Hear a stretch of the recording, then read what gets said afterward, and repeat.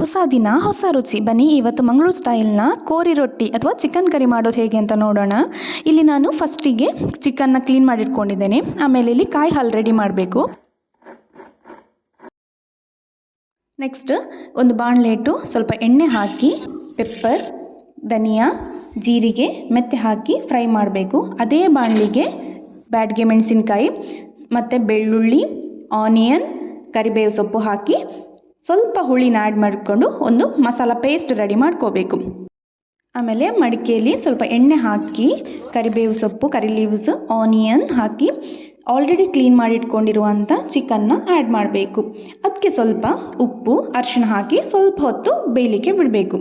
ಆಮೇಲೆ ಇಲ್ಲಿ ನಾವು ಆಲ್ರೆಡಿ ರೆಡಿ ಮಾಡಿಟ್ಕೊಂಡಿರುವಂಥ ಮಿಶ್ರಣನ ಅಂದರೆ ಪೇಸ್ಟ್ನ ಹಾಕಿ ಸ್ವಲ್ಪ ಹೊತ್ತು ಕುದಿಲಿಕ್ಕೆ ಬಿಟ್ಟು ತೆಂಗಿನಕಾಯಿ ಹಾಲು ಸೇರಿಸಿ ಕುದಿ ಬಂದ ಮೇಲೆ ಗ್ಯಾಸ್ ಆಫ್ ಮಾಡಿದರೆ ಇಲ್ಲಿ ಕೋರಿ ರೊಟ್ಟಿ ರೆಡಿ.